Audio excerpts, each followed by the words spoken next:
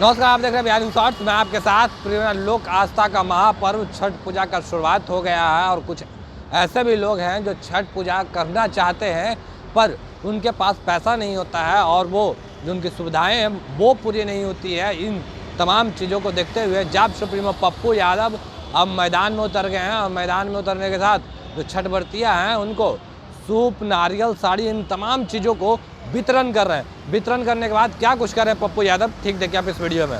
बांटेंगे ये तमाम चीजें। अब जो पटना जिस तरीके से बिहार छठ का मतलब सच्चाई में एक आस्था, बिहार की का समर्पण, बिहार की पवित्रता, त्याग दिखती है। और मैं उम्मीद करता हूँ ये छठ पूजा समिति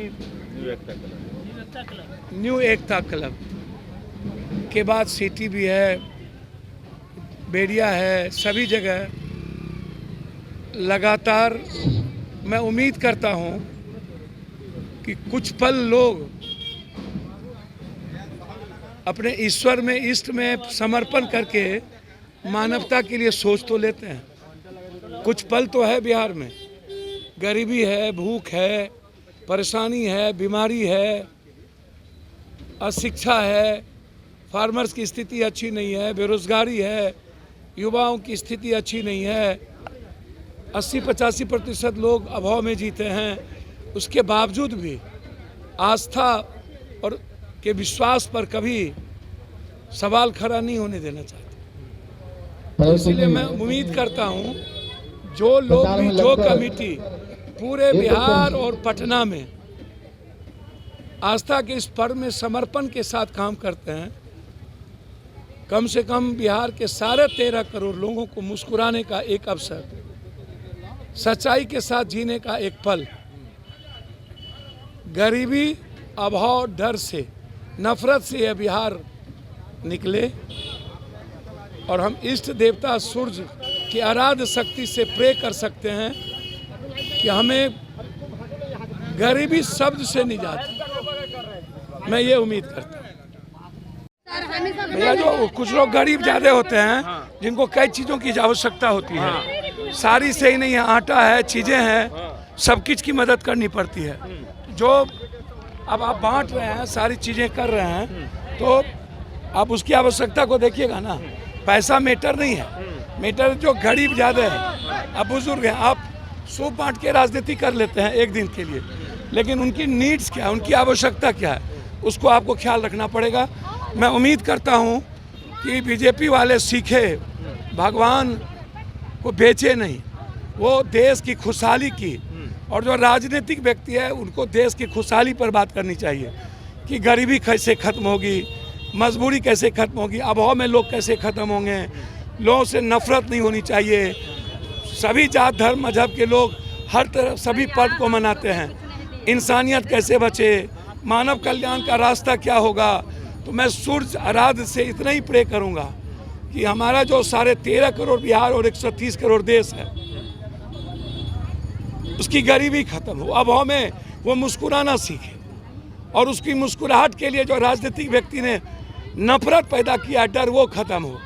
हम खुशहाल लाइफ देखना चाहते हैं, हम मुस्कुराते देखना चाहते हैं हर परिवार को। पप्पू यादव के पैसा बांटने से गरीबी खत्म हो जाएगी? सर, मेरे पास जितनी होगी मैं कोशिश करूंगा तत्काल जितनी मदद हो सकती है। मैं अनिल अंबानी या टाटा बिरला नहीं हूँ, होता तो गरीब नहीं रहने देता, ये मैं आपको बता दूँ। मैं गरीबी का सिस्टम ने गरीबी पैदा किया है।